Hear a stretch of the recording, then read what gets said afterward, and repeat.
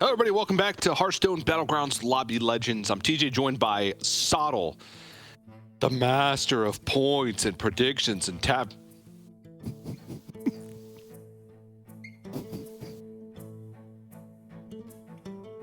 TJ's just transfixed. Hang on, should we try that again? There we go. Hey. I literally cannot let you win this one. Hey. Okay? This is Dashy. He likes being carried like a baby, and he would not shut up during the break unless I cuddled him. So here we are. Okay, my cats are like 50 feet away. I'm battling with my competitiveness with Sottle to have a cuter cat versus my professionalism on the broadcast to not have to leave for a good 20 seconds to get a cat. Well, all right, Sottle, I let's will. talk about Group B. Indeed, I will handle Group B. We have a couple of returning players who we might know fairly well. Pompata is a player that functioned very early on. Also a big performer in community tournaments that we have seen prior and during the Lobby Legends as well. Is a very, very good player indeed. Kid, a player with a very different story. Kid, a player who I believe has tanked out once in qualifiers in Lobby Legends 3 and also finished outright 8th. After making it through to the broadcast in Lobby Legends 2, I believe it was, to the point where another player named themselves Kid5, which is essentially like saying like F's in chat for kid, essentially, as far as we understand it. So is now having a moment of redemption. Hey, let's see if we can... Hello. I don't know if they understand monitors and cameras. Hello. You're a friend. What's going on? So using the Twitch extension, please vote for which cat you think is cuter, and the winner will receive 1,000 points. Mine's purring very loudly. I don't know if you can hear. Yeah, mine is too. Mine's purring louder. Well, I mean, Hearthstone Esports has peaked, really, hasn't it? It's not. It doesn't go up from here. All right, Momo, you can go out of there. Ugh. All right, talk us through your fantasy picks, TJ. Kid, Kuroneko, and Gongi. There you go. Gongi's got a Hearthstone pill. Kuroneko, picked him last time, didn't do well. So just statistics say that he should do well this time? Isn't that how it works?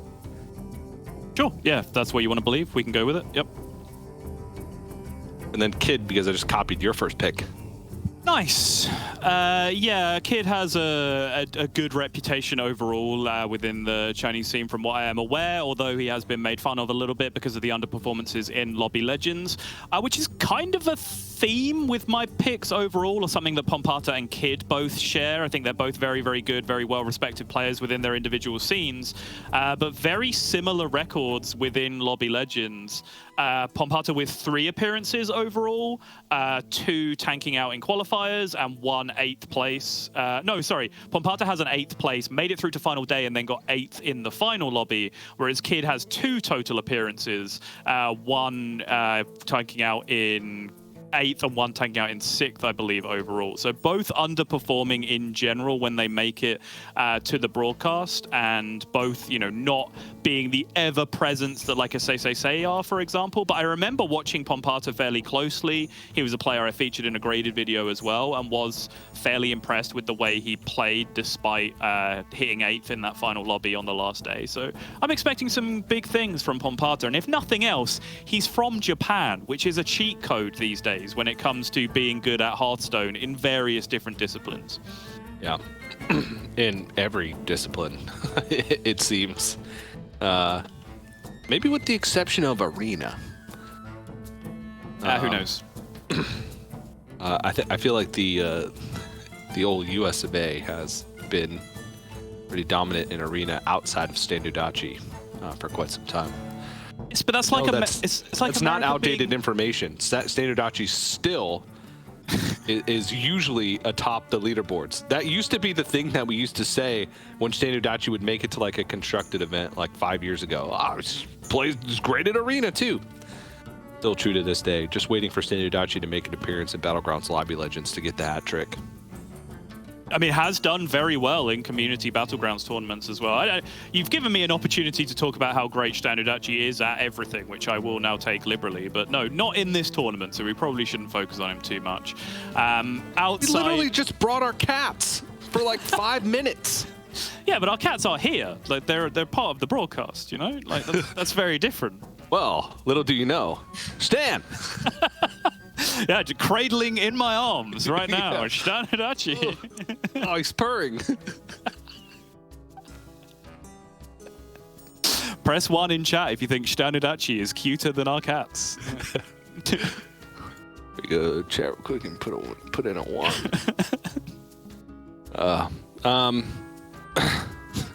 Where were we? Oh yeah, Japan. Yeah, that's also one of the reasons why I picked Kuroneko. Kuroneko I think it was the previous Lobby Legends. Yes, it was. Did make it into the final day, but like super tanked on the final day. Like just absolutely had nothing going. A very senior held from last lobby vibes in terms of like what he was trying to do. Just nothing was working. And it's pretty reflective in, like, if you compare, like, Kuroneko's win rate to other players with similar amount of appearances in Lobby Legends to him, where it's pretty low. It's only slightly above 50% and very little wins. But you know what that spells to me? That spells dark horse.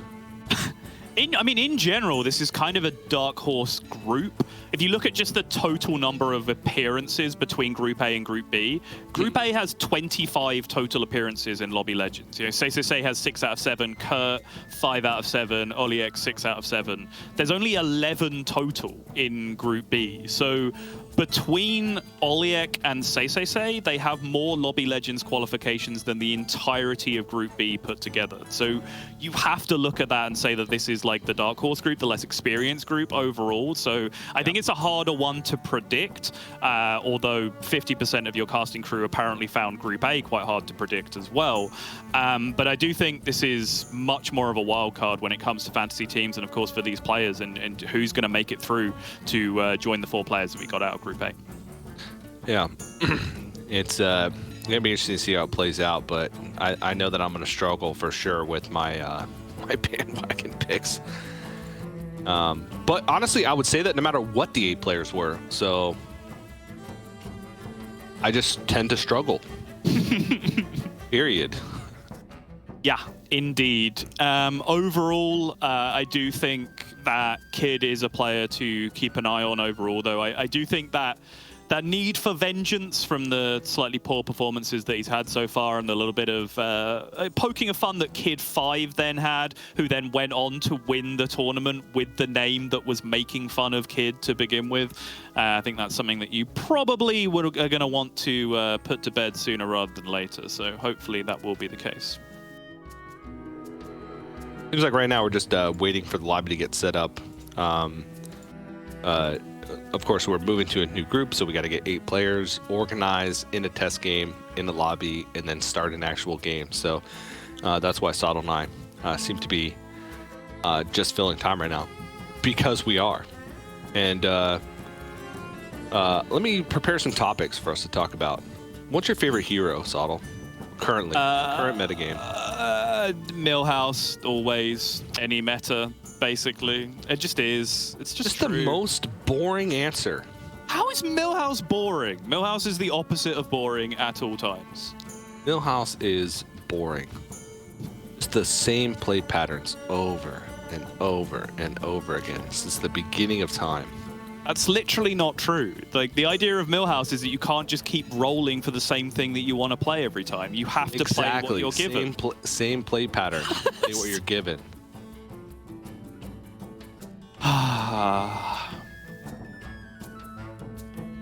All right, next topic, TJ. What you got?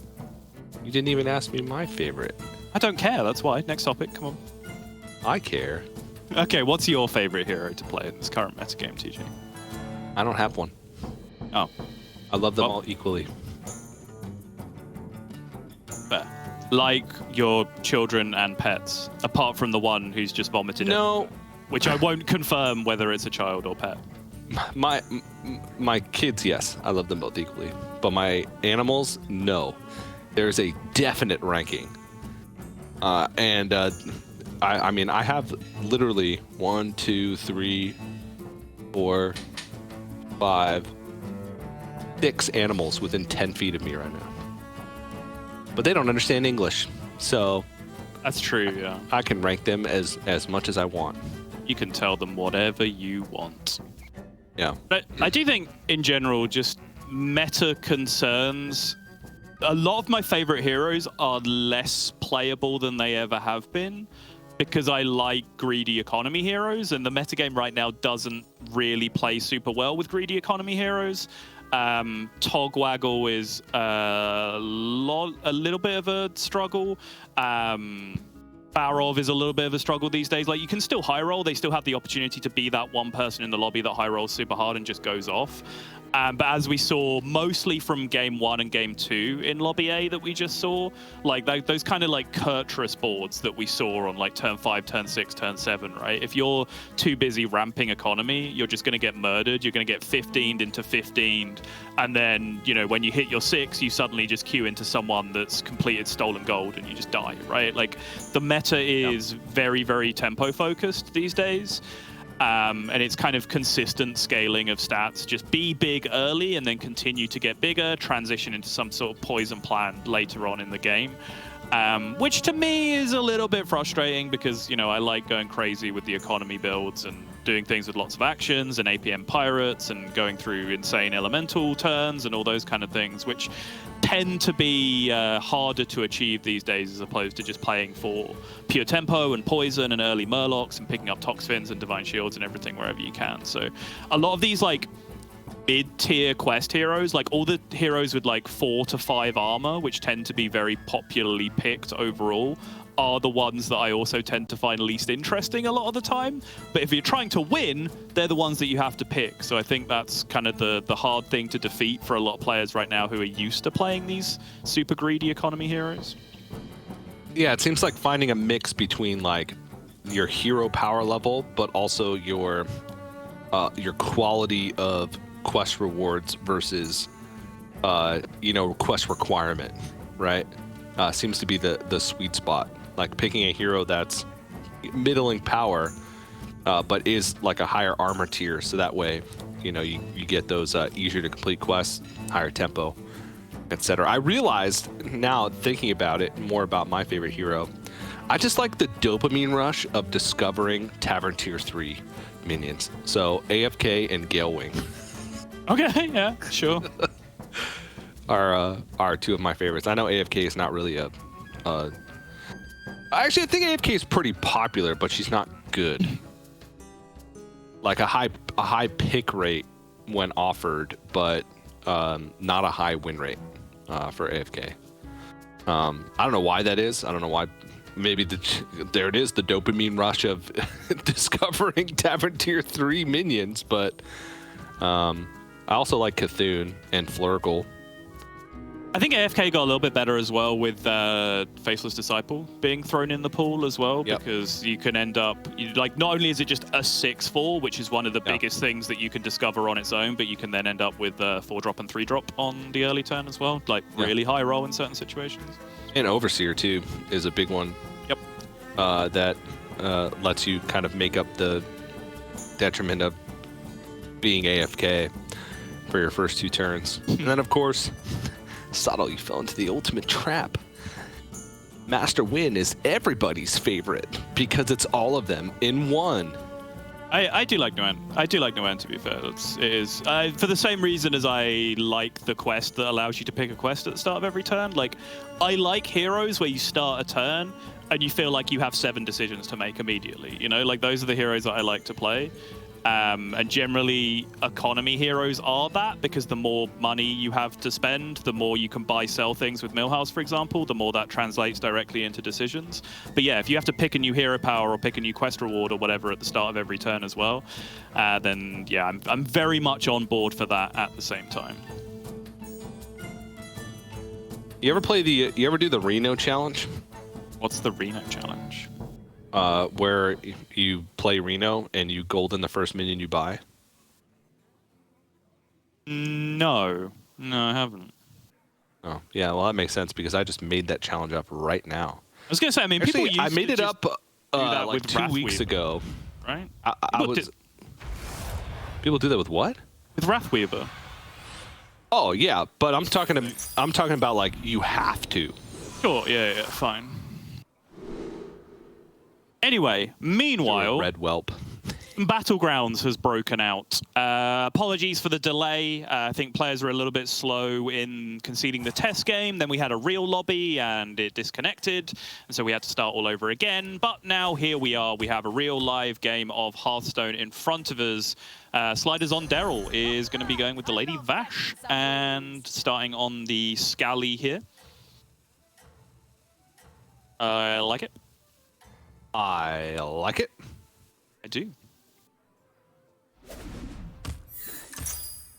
Yeah, we got another Cthulhu. It seems to be pretty high pick rate in the group stage, just because you can pretty regularly hit top 4, or maybe not top 4, but you know, like at the very least top 6, just because of raw stats. But sometimes top 6 can be the difference between making it into that top 4 and not making it to the top 4 when the groups are tallied. Yeah, I think since the fairly recent change to Cthulhu to the hero power, so that you don't actually have to use it on every turn to get the scaling going, it has become a fairly reasonable Daryl-esque pick, right? Just a kind of mid-tier hero that can get some stats on the board early. Does have some upsides, does have some quest synergies that can really make things happen as well. Very, again, similar to Daryl.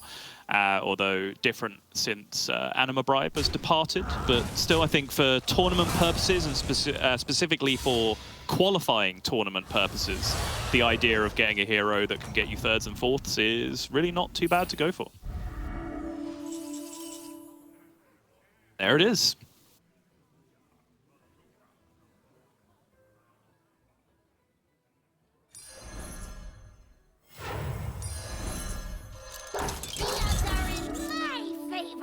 Okay. Not like the greatest shop, but I guess banking some money is not the worst thing in the world. I'm always curious when players pick Cthulhu how they're going to play the early game, like how many hero powers they actually weave in the early game. And it doesn't look like Solo's going to be doing much of that based on the way this start has gone. Oh, okay. This is a solid Mayev start here. Already a triple lined up for... I didn't see which turn that was actually hero powered, but it looks like 3 turns from now. And then also the second Myrmidon frozen in the shop. Or not frozen, that one's also hero powered. So it just needs to find one more of those, and then can start leveling. Ugh. Oh, geez. Okay. Okay, interesting. So you do now, triple. yeah, have the possibility. Well, no, you don't actually, because you don't have the token on your board right now. You can't get the 3rd Alley Cat to generate a regular token while also tripling it. Yeah. Is an issue. Oh, being pointed out to us, by the way, you did actually get a significant amount of points for a 2nd place bandwagon pick. It does actually go on a sliding scale. So if you get, if you pick a 2nd place player, you do actually get points for it. Oh. Which is a big deal, considering I thought I'd asked that question in the first week and got a different answer, but maybe I'm just completely incorrect. But cool. Considering I picked a player who finished 8th that game, that's quite a big deal for you. It's still nowhere close, though. So, in this situation, Gongi could... I mean, you could just, like... No, you can't.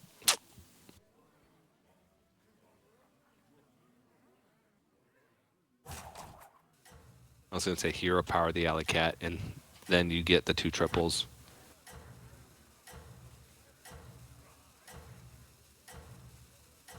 But this is still fine.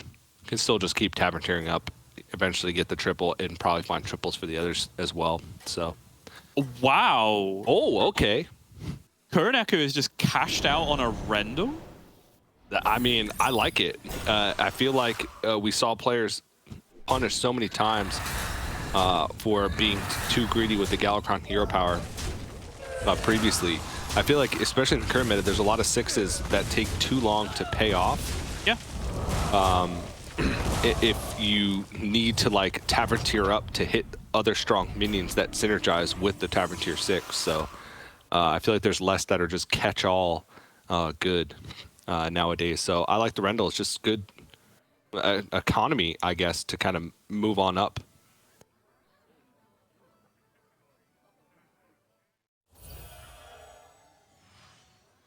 Oh, wow. Okay, decisions to be made here for sure as to whether this is a hero power or a freeze buy for Gongi. Yeah. Looks like it is going to be the freeze buy option. Yeah. My instinct was to hero power the selfless there, but just because it's like always generally good. Or in a lobby with Nagas, you know, you can get that triple and hit like a Coil Fang. Is that what it's called? no. Yeah. The spellcraft is permanent, like gives a permanent buff. Oh, Critter Wrangler? Critter Wrangler, yeah, sorry. I don't know why I thought Coil Fang. So that could be a good boon to move forward. Okay, Victor Spectre is actually complete, so this is going to be just a lot of extra minions. Yeah, I don't For Kuroneko. I don't love Kuroneko's positioning based on that as well, because by having his Imprisoner far right, he now has the Imprisoner token far right, which you absolutely don't want to be the last thing that dies, right? Under any circumstance. It's not going to be, but okay, gets away with it. Ooh. Gets a Swabby. That's pretty good.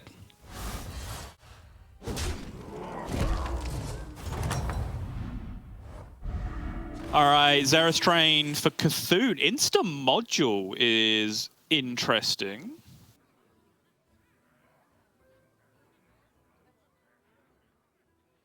Yeah, just do it. I mean, it's just really powerful. Okay, Gungi getting the first triple here. Of a few. And gonna go for a second as well. Yeah, it does have increased stats on the quest for Kidnap Sack. So getting these extra spellcrafts immediately. Glow Scale obviously not one of them, but otherwise just having the 3 tridents to use this turn. See how close he is to that quest. Starts dumping these spellcraft. So 6, 7, 8, and then 9 from the Mummy means that he completes next turn and gets the sack. Well, close to it next turn, right? Well, you would presume he will need to increase stats by one other method next turn, right? Yeah. Although or actually at the no. end of the turn with the Mummy. No, but also he's going to get the buffed minion from the hero power added to his hand, which will count as a +1. Yeah. Yeah. Because that Imprisoner was hero powered. And will come in the hand next turn.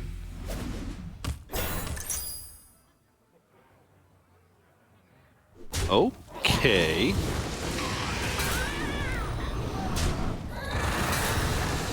This is quite the board. It's just the snipe board. It is, yeah, with full tempo. Boom Pots and a Soul Juggler. This, kind of similar to your Millhouse complaints, though, is kind of the deal with, I was Togwaggle, Wagtoggle, one of them. This particular hero, that's Togwaggle. I said Togwaggle earlier when I...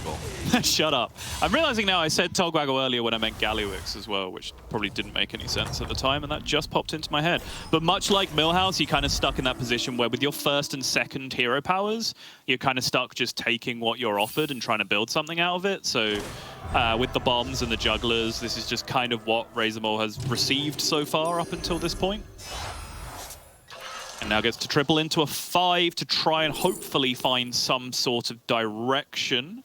Mama Bear is some form of direction. It's a little bit counter-synergistic with what he has going on right now, but it's something that he can choose to play towards.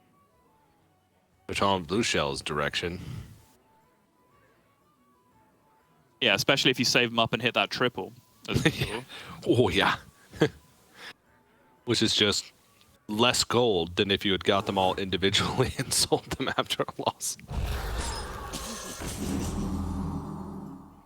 If that's your objective, is gold.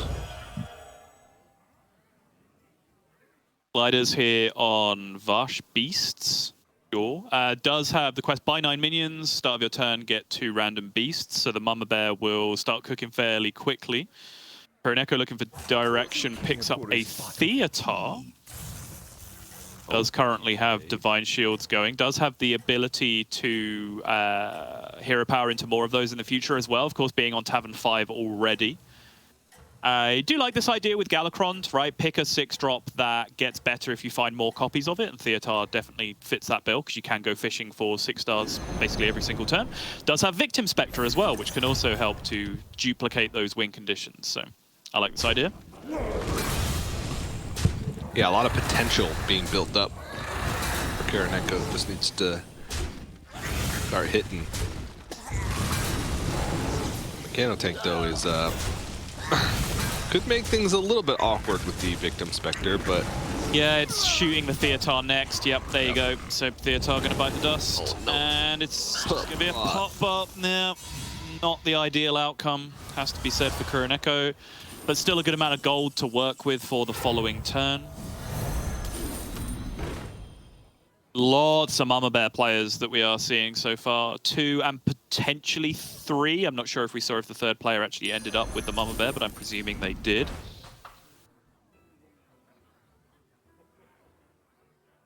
Yep, confirmed that they did from Lorinda. Thank you very much.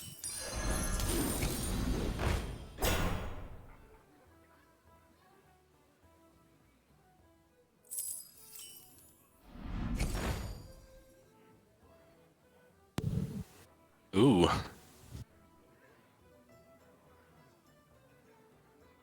Yeah, it's not really new. It's not really a leapfrogger type board. Mama Bear. All right, Pompada completing the quest. It is going to be Wisdom Ball. Well, hold on to your butts. We've got a Wisdom Ball game on our hands. Which we haven't mentioned it for a while. This is one of our puzzle box questions. Again, if you are just joining us, if you haven't seen any of the last couple of Lobby Legends up until this point, and if you are watching on Twitch, you might just notice a little extension overlay hanging around in your video player with which you can play a variety of mini games, one of which being Puzzle Box, where you can answer a few little trivia questions, basically yes or no questions based on anything you think will happen during the day. And one of those is, will a player win with Wisdom Ball, which so far has not happened in our first 3 games of the day. It was only picked once from Tadu, and he got second. Yep. It was close. Lorinda is now pointing out that Gongi now also has a Mama Bear on the board, which means 4 of our players currently have a Mama Bear on their board. I kingdom for a Tess in this game, honestly.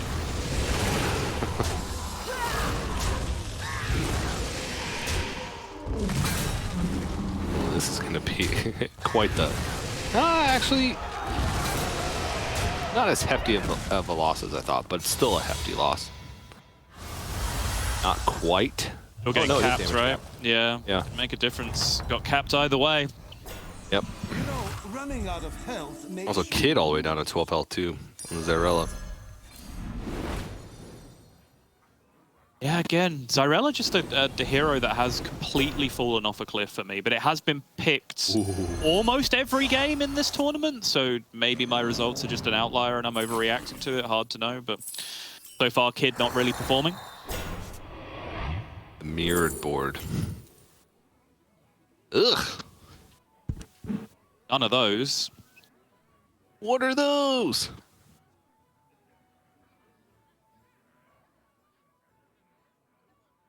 mean, do you just take Oni and then find a Hoggard somehow? You do have Wisdom Ball, so Hoggard kind of immediately wins the game if you can stabilize, but I think that's probably way too ambitious at 17 health.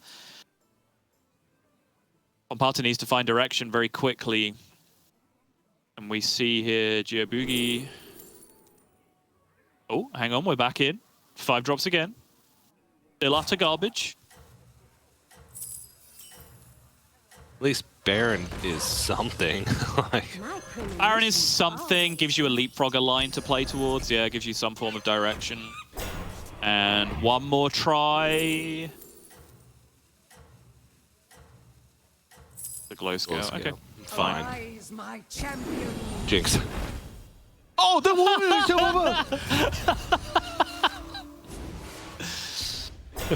the 7 patient scout board. Well, Kid, who is in the danger zone right now, looks to be living this one as far as I can see, unless I am underestimating the power of Croc, which, you know, can happen. Underestimate the Croc at your peril. It is a monster of a card. But it doesn't look like it from here. Nope. Oh, jeez. Oh, the sequencing as well with the second hit. Okay, taking out the 4 drop in the end is a very big deal, but still going to be damage capped regardless, I believe. Yep. 15 either way, which means Pompata is now the player in immense danger, finding himself down at 2 HP. Absolutely needs to find something to happen with that Wisdom Ball on this turn. Lorinda, if you please, go back to Pompata and see if he can find some way to rescue this on the last turn with that Wisdom Ball. Okay, good start. Tripling again. Into another. Hey, Mama Bear! That's what everyone else is doing. Oh. You can't beat them, join them. Yeah, sticks it on the board before rolling. Number one most important thing to remember when you are dealing with Wisdom Ball. See, that dupe roll is the one that you want. It is the best one in almost every circumstance. So make sure you curate your board into what you would like to see if you do hit that mirror roll. Pompata just hates all of these 5s this game. Yeah. Yeah, how many 5s has he looked at? Like 11 or 12 5 drops in total, and just like the Mama Bear was the only one that's really done anything? Yeah, and even then, Mama Bear has buffed a single Cave Hydra. I mean, it's going to be big because of the Crocs. Yeah, I suppose that's unfair, actually. The double Croc is doing a lot of work. It's just in comparison to like the full Mama Bear boards that everyone else has, it's just not really getting there at the moment. Yeah, it's really not. We've seen a couple other players start to take a considerable amount of damage. Kerneko and Sliders both fallen down in the standings quite substantially. We got a quick look at Geobugi. And looked like was going for some form of leapers. But it also had a Trickster mixed in there with the Baron. So ended the turn we saw with a giant, like 130 Cave Hydra, which was quite large, quite substantial, substantially beefed. And these Divine Shield resets on the Deflectos are looking kind of savage in this spot.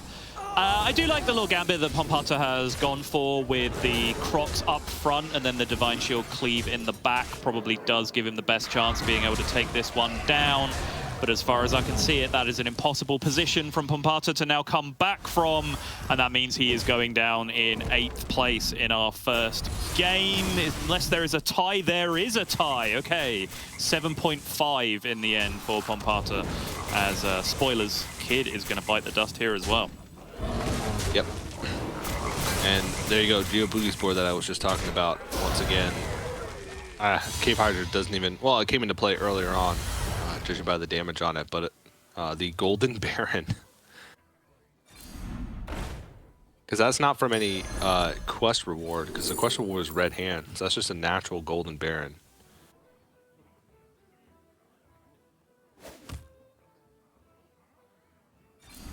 Okay.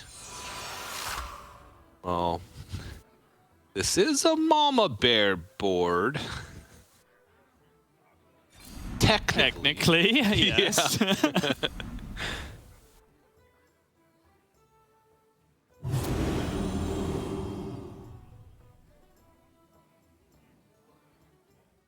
Gliders, of course, with the Lady Vash is trying to lean into Athissa a little bit, but I think, yeah, has decided that that dream is probably dead here and is going to get out of them sharpish. You can just use that hero power to go fishing for the glow scale spellcraft to try and get some permanent divine shields across your board. If you can actually find a natural glow scale, that's kind of the dream. And just keep it on your board for a turn or two and have it dumping those divine shields into your hand. Yeah. But I mean, there's a lot of stats on the board. The Mama Bear, especially with Divine Shield and Reborn, should be able to do some work with all these beast summons, plus the Croc activations, the Avenge activations. So the sneaky amount of stats.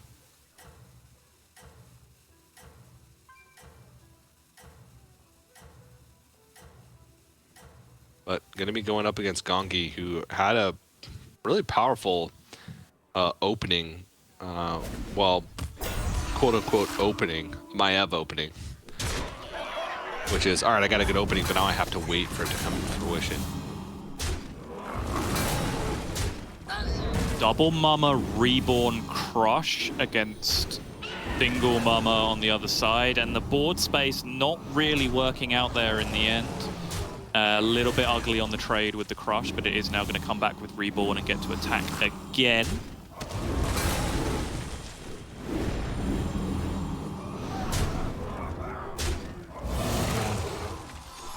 And maybe even again.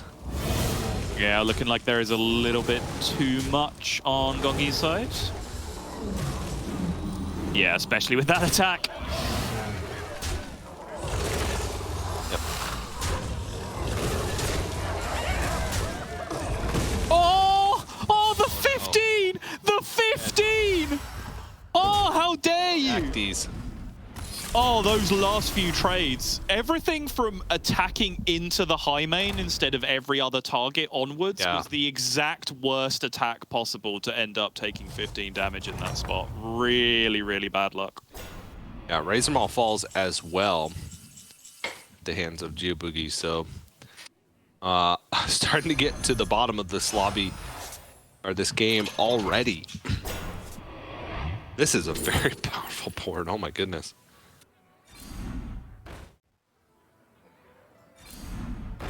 Oh, jeez. Barov's blessing. Let the corruption spread. Oh, this is good. Yeah, this is a pretty good one.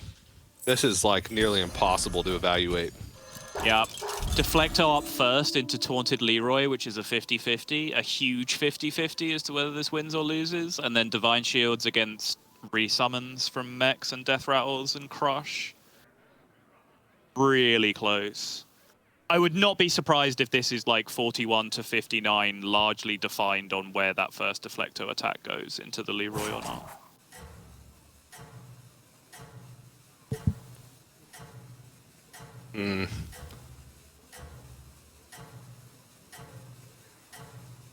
What are we on? BB 4. Okay. Oh, yeah.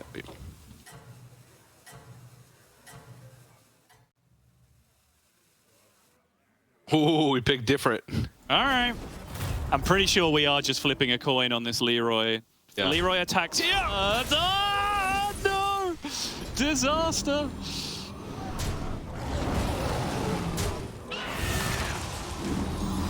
A lot of attacks to chew through the Divine Shields on the right-hand side, though. That attack lines up quite nicely, though. Yes, that one does not line up very nicely. But we'll get the extra Divine Shield. I don't know. I think Solo still might have it. Yes, still, perhaps no additional reset, although this brings back a Deflecto now. Mama Bear goes down. So unless this Crush goes absolutely ham from here, which it might well still do. Yep, that's going to be a win. The 8-7.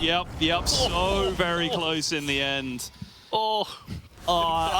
I feel like I picked the favored player, which is all I can do in that position, but all right, well played. I need all the points I can get, Sottle. I think we both know that. Yep. So yeah, if Gongi had gone first, then obviously the Leroy does not hit the Deflecto ever. It just goes into one of the taunts on the right-hand side, which may have still been good. It was still a good outcome, killing a Divine Shield taunt, but I think the Deflecto was probably better. And then even with Solar going first, the Deflecto could have gone into the other taunt instead. So I feel like that was a favored fight for the mechs, but no way of knowing for sure. Yeah.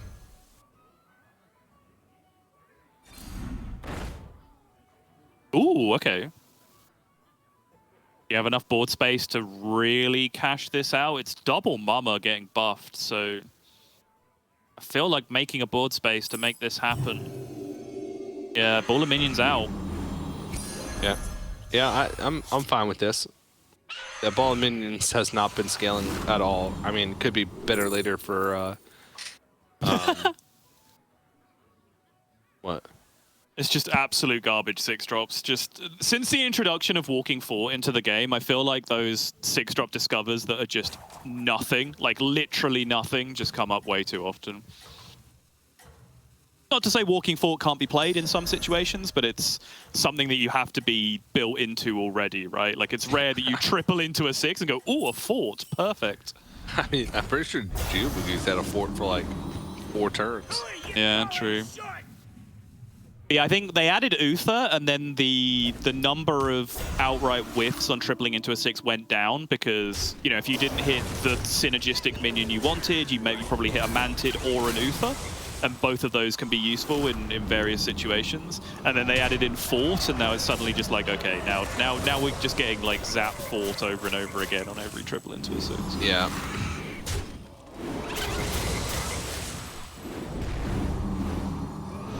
This does not look like enough numbers for Gongi. No. I mean, even if the leaps had stopped there, it would still be like just barely enough numbers. Even if the Baron just like died right now, just died, Yeah. it still wouldn't be enough. Just stack overflow deletes itself from the board. Carry on. Yeah. Wait. Come on. I was gonna say double Leroy, but then I forgot that there was gonna be the hyena spawning from the high main as well. Oh my goodness. Yep, still the Rat Pack Death Rattle that can go off as well with Baron being shielded. It's not unlikely to occur, and this is just a ridiculous amount of stats. Not gonna be 25 though. Nope. Got the Divine Shield off the Baron though. That's a win. In the most minor way possible, yes. Still a win nonetheless. A crisp 18. And Yes. Not fall to the ghost. I remember last time we looked at this and it was like, one Theatar with the potential to get more from Victim Spectre and from Galakron Hero Power. He now has 4 of them. Perfect. He now has 3 of them. Perfect. It's good enough. And just a handful of neutral minions. Yeah. Well, not full, but there's enough. See where these Marlow taunts cards are just Victim Spectre cards. go. Yeah, just keeping the taunts in the same place. Okay. There's always a debate. I don't think it's much of a debate, but it's a debate that some people might have with you, where if you keep hitting those taunt minions, because they're neutrals, you buy them all anyway, you can spread the taunts around, because then if you find Strong Shell Scavenger, that's adding a lot more stats to the board if you have multiple taunts everywhere. But I think the downside of not being able to control attacks from Leroy's poison minions, and particularly cleaves in this lobby, right, with beasts and mechs both available, if you taunt everything, you are just asking to play against the person with a 200-200 cleave on the other side of the board, and then you just lose, right? So, I think limiting number of taunts is a good way to go about it. Taste defeat, stranger.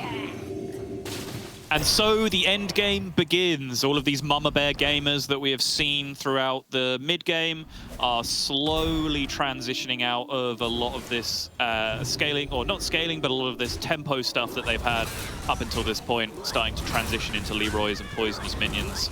But you can see with the way that panned out, once the Leroy's and Poisons all interacted with each other, there is a very clear winner with the rest of this. Unless exactly that happens at least one more time.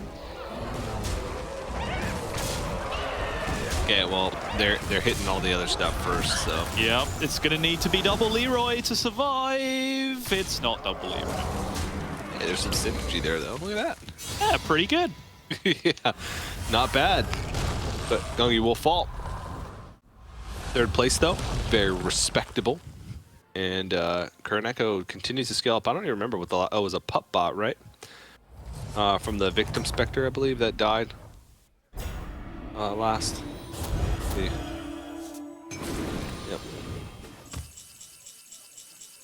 Yep. Just a little pup. Alright, so we have Juboogie, who's playing the Golden Baron Leapfroggers versus Kuroneko.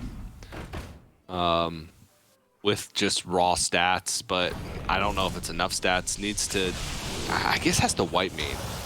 There it is.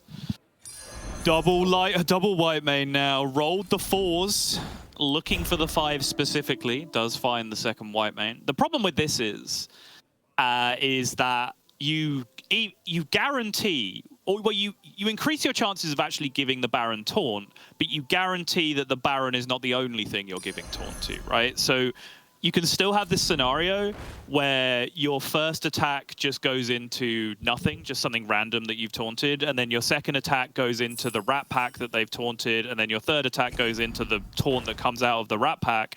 And then by that point, you've lost anyway, right? Because there's just too many death rattles duplicating all over the place. So this is far from a guaranteed win. It looks like he might be slimming down the board space. This way, if you play one less minion than your opponents, for example, you'll actually end up taunting 4 things with the white main. I like this. Small taunt up front as well to delay. Yeah, this is really, really clever. Small taunt up front to delay the leaps from activating, because I believe this is a ritual dagger leapfroggers on the other side, right? So the minions are huge. Baron is massive. So that Annoyer module is going to delay the time it takes them to go off and allow enough time for these attacks to perhaps go into that Baron and deny it. I think is the best chance that Kuroneko has. Yep. We'll see how it plays out.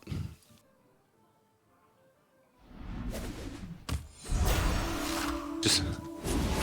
Oh! He missed! Oh, the Baron is third!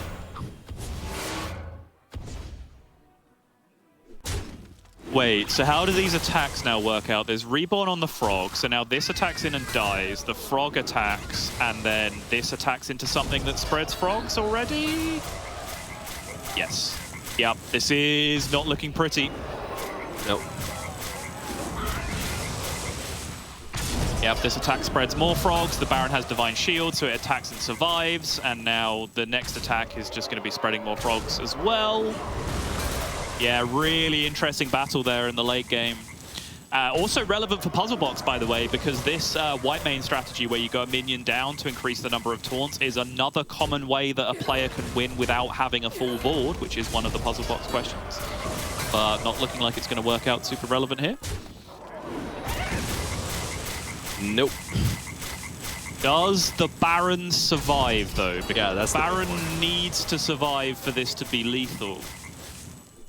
In fact, I think, depending on how big these now get, okay, they are big enough to cover, so this will be exact lethal if the Baron doesn't die, and the Baron doesn't die. 5 plus 5 plus 1 plus 1 is going to be the 12 needed. And that's going to be game 1. Yeah, very nicely done by Juboogie there. It's... oh, you always think when you're in that scenario, like, oh my goodness, I can't put my Baron up fast because if I don't get the spreads quick enough and it attacks, then I'm just not going to have the stats. But it had Divine Shield. That was the big difference maker, right? Afforded him the opportunity to be able to put it really far up in the attack sequence and still not risk it going down, understanding what the loss conditions were for himself in that scenario. So very nice. little game there, and it's refreshing to not see Murlocs once again. Yeah, for sure. Very, very interesting final fight indeed. I think specifically multiple white mains was something that would have been considered there with that positioning. As you correctly point out, the Divine Shield gave so much luxury, but just deliberately throwing all of the Death Rattle, the resummons at the end, so they would all end up getting taunted, it guaranteed that even after the Baron Divine Shield attack happened, that then the Baron was then safe because all of the taunts that your opponent has made on the right-hand side are the minions that you want to die because they're the ones with the resummons that will then duplicate all the frogs. So the earliest possible point they could have got through to your Baron is already after, you know, 8, 9, 10 individual instances of the Frog Death Rattle have gone off, and then obviously that's multiplicatively applied to absolute nonsense with Golden Baron down the line. So good attempt from the Galacrond, but not good enough in the end. You see what our game 1 table looks like, and for those of you keeping track at home, my fantasy team for this group is Kid, Pompatter, and Sliders. It's not gone well. Was it Sliders? Yes, I believe so. Yeah, you're right. Sorry, I thought it was Razormaul for some reason. Oh no, Razormaul was your bandwagon pick That's right. for this game. Okay. Cool. Well, I'm not going to mention my fantasy team because I don't want to jinx it. The comeback might be on though, TJ. This is a great start for Lobby B for you. It is. It is. Got to keep it up, though. I mean, it's not a great start. I have Kid on my fantasy team. It didn't do so well, so I'm struggling. I'm really struggling. Do have to say, and trying not to. My fingers are crossed underneath. Trying to make sure that I keep this this streak going. But we're cruising along. 4 out of 6 games done on the day, and which means we got 2 more left if you're as good at mathematics as I am. But before we jump into the second game of Lobby B, we are going to have to go to a quick break, but don't go anywhere. More Lobby Legends action right after this.